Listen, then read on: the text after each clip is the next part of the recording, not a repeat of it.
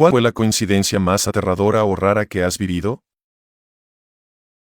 Un amigo, mi futura esposa y yo estábamos pasando el rato en el cementerio cerca de mi casa fumando María y esas cosas cuando éramos jóvenes. Yo y mi amigo nos detuvimos para ver una tumba del padrastro de un amigo de nosotros que había fallecido inesperadamente un par de años antes. Mi futura esposa siguió caminando alejándose de nosotros mientras mi amigo y yo nos quedamos platicando sobre la última vez que vimos al padrastro de nuestro amigo y esas cosas. Entonces ella vuelve y me toma del brazo y me dice, ven Patrick, quiero mostrarte algo. Pero yo no me llamo Patrick, ese es el nombre del único hijo biológico del tipo de la tumba y ella no tenía ningún motivo para conocer ese nombre y llamarme así. Ella no conocía a nuestro amigo, menos a su papá y mucho menos al hijo de ese tipo. Nos asustamos mucho.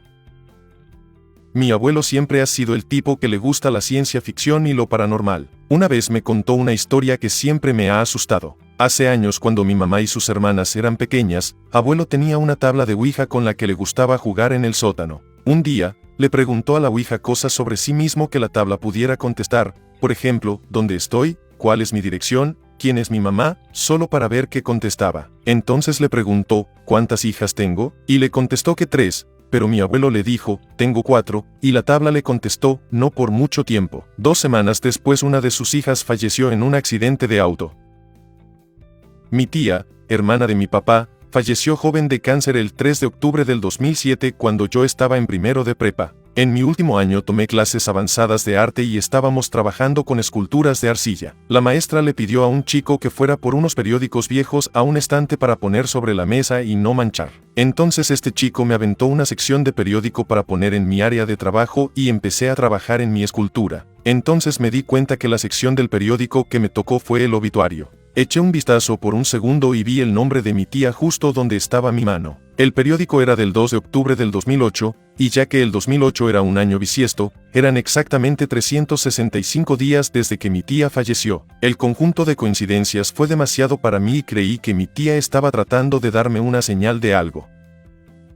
Jugando con una Ouija en una casa abandonada. Yo, mi novia y otros 5 amigos estábamos en el ático de esa casa cuando la puerta se cerró de golpe y no había nada de viento. Todos miramos alrededor pensando que alguno de nosotros nos había encerrado, pero todos estábamos ahí. Yo intenté abrir la puerta, pero no pude. Tuvimos que quitar las bisagras de la puerta para poder salir. Cuando lo hicimos, revisamos la puerta y nos dimos cuenta que no tenía ningún tipo de mecanismo para cerrarse con seguro ni nada que impidiera que se abriera. Ahí decidimos que era mejor irnos. Mientras salíamos de la casa por la puerta trasera que estaba abierta, todos sentimos una extraña resistencia y un frío repentino. No sé qué demonios había en esa casa, pero no quiero saberlo. En la universidad trabajé en un teatro de arte independiente. Como muchos hombres en su posición, el dueño era un avaro. Él también era algo pero de los adorables. Siempre nos molestábamos la una al otro. Como un año antes de que yo me graduara y me mudara, a él lo diagnosticaron con esclerosis lateral amiotrófica y no pasó mucho tiempo para que estuviera en silla de ruedas y luego postrado en cama. Como 3 años después me enteré que falleció. 2 días después, me puse un abrigo que no había usado en mucho tiempo, y cuando metí la mano en el bolsillo, sentí un pedazo de papel. Y cuando lo saqué era un cheque del teatro por $200 que de alguna forma olvidé cobrar durante todos esos años. Tenía la firma de mi jefe y su nombre.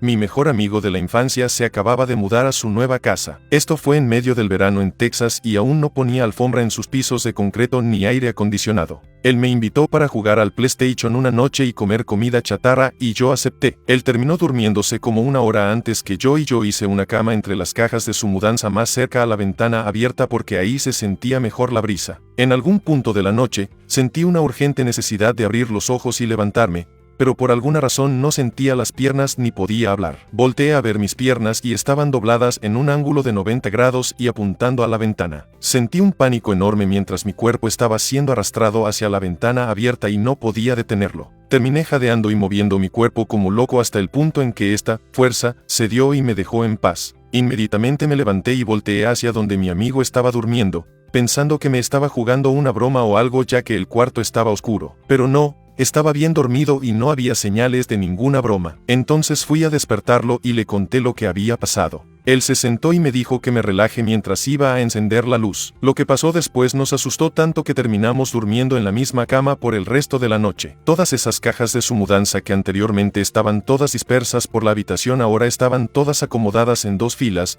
con 4 o 5 cajas por fila y separadas para hacer un camino hacia la ventana. Al día siguiente le contamos sobre eso a su mamá y ella inmediatamente llevó a un cura para bendecir y rezar por la casa. Mis padres me prohibieron ir ahí otra vez por el resto del verano hasta que se confirmara que no había pasado más cosas raras en un par de semanas. En la universidad yo era muy pobre y a veces llevaba a gente al aeropuerto durante los recesos de la escuela por $20 por viaje. La mayoría de estos viajes eran por carretera que estaba bien iluminada. Un día, mientras conducía, vi por el retrovisor a un hombre que estaba parado a la mitad de la carretera. Entonces regresé la mirada al camino para no chocar mientras pensaba que haciendo referencia a ese hombre por estar parado en la carretera corriendo peligro. Pero cuando volví a ver por el retrovisor ya no había nadie, pero no le di importancia porque yo iba medio rápido y quizás él iba cruzando la carretera o algo. 2 semanas después, estaba conduciendo a la tienda y cuando miré por el retrovisor volví a ver al mismo hombre parado a mitad de la calle. Era pleno día, y aunque lo miré rápido pudo notar que era alto y vestía de blanco. Unos días después lo volví a ver, esta vez de noche. En ese punto recordé la película de Historias de la Cripta con el extraño trabajador, gracias por el viaje señorita, y empecé a asustarme de que algún hombre zombie fallecido me estuviera persiguiendo y que algún día miraría por el retrovisor y estaría en el asiento trasero de mi auto con la cara podrida. Así que empecé a mirar por el retrovisor de forma paranoica todo el tiempo porque desarrollé un miedo a que el hombre me estuviera siguiendo. Ahora, soy un conductor muy precavido, así que siempre que volteaba por el retrovisor, me aseguraba de tener cuidado con el tráfico. Estaba lo suficientemente asustado para contarle a mi madre, quien dijo que seguramente era algún indigente o algo. En fin, un par de semanas después era el final de las vacaciones de Navidad, por lo que estaba llevando a un montón de gente al aeropuerto. Recogí a una chica que llegó en un vuelo cerca de la medianoche y mientras íbamos de vuelta a la escuela sentí este miedo irracional y abrumador de ver al hombre por el retrovisor otra vez. Estábamos en la autopista y yo iba a una velocidad algo rápida, por lo que me aseguré que no hubiera tráfico, bajé la velocidad y miré por el retrovisor. En ese preciso momento, un auto pasó por mi derecha, se metió a mi carril, golpeó el camellón y empezó a dar muchas vueltas a 130 km por hora. Yo pisé el freno y me orillé mientras la chica llamaba a la policía. El conductor, que estaba muy intoxicado, hubiera chocado conmigo y nos hubiera aplastado contra el camellón si yo no hubiera bajado la velocidad en ese preciso momento para buscar al tipo raro. Nunca volví a ver a ese ángel guardián y sigo sin estar seguro si lo imaginé o qué. Yo una vez iba a ir a una fiesta con temática de los 80 y estaba planeando disfrazarme de Marty McFly. Pasé todo el día comprando en tiendas de segunda mano. Después de ir como a 6, ya tenía todo lo que necesitaba excepto una chamarra de mezclilla. No había ni una sola en todas las tiendas a las que fuimos. Mis amigos y yo decidimos intentar en una última tienda antes de rendirnos e irnos a casa y mientras entramos, el cajero ni siquiera nos dijo hola y nos recibió con un "hoy solo estamos vendiendo chamarras de mezclilla" y nos mostró 2 estantes que estaban llenos con chamarras de mezclilla de todas las tallas. Yo perdí contacto con mi mejor amiga después de la prepa. Ella era problemática y me preocupaba por ella a menudo. Siempre intentaba ubicarla, pero nunca tenía suerte. Un día tuve un sueño en el que iba a visitarla y ella tenía una hija. Cuando desperté pensé que eso era imposible ya que ella era lesbiana.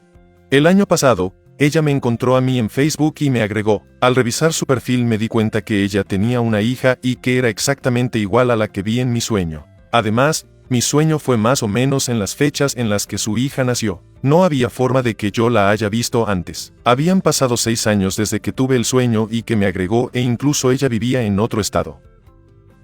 Esto pasó cuando yo era chico. Fuimos a Los Ángeles desde Nuevo México para el funeral de un familiar lejano. Nos detuvimos en un McDonald's un día y yo jugué en el área de juegos con otro chico. Mis padres hablaron con los padres de ese chico mientras nosotros jugábamos y luego cada quien se fue por su camino. Una semana después, estábamos de vuelta en Nuevo México y fuimos a un McDonald's. Yo empecé a jugar con este chico que se me hacía bastante familiar y luego mis padres vieron a los mismos padres que vimos en California.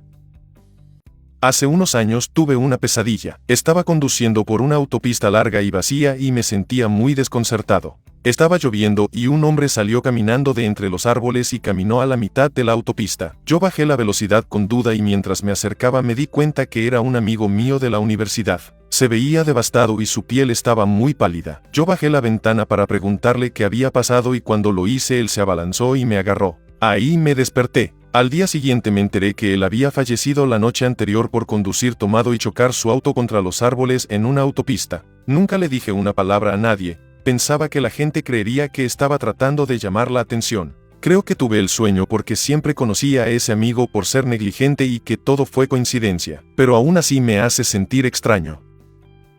Mi abuela tenía esquizofrenia y una paranoia grave. Uno de sus peores miedos era que la estuvieran observando, específicamente que la estuvieran grabando. Este es un síntoma común, por lo que no pensamos que fuera extraño. Un día, estábamos de visita en una gran ciudad lejos de la nuestra y había un hombre con una de esas cámaras viejas de mano apuntada directo a nosotros. Esto estaba haciendo que mi abuela se sintiera incómoda, por lo que mi papá fue con el tipo para pedirle que apunte la cámara a otro lugar, pero el tipo salió corriendo. Como a unos 3 metros, chocó contra otro tipo y se le cayó la cámara. Siguió corriendo un poco y luego se dio cuenta que se le cayó la cámara y volteó hacia atrás con una cara llena de ira, sacudió la cabeza y siguió corriendo. Mi papá recogió la cámara y en ella había 3 o 4 horas de video de nosotros caminando por la ciudad. Solo eso, nosotros caminando. Nunca volvimos a ver a ese tipo.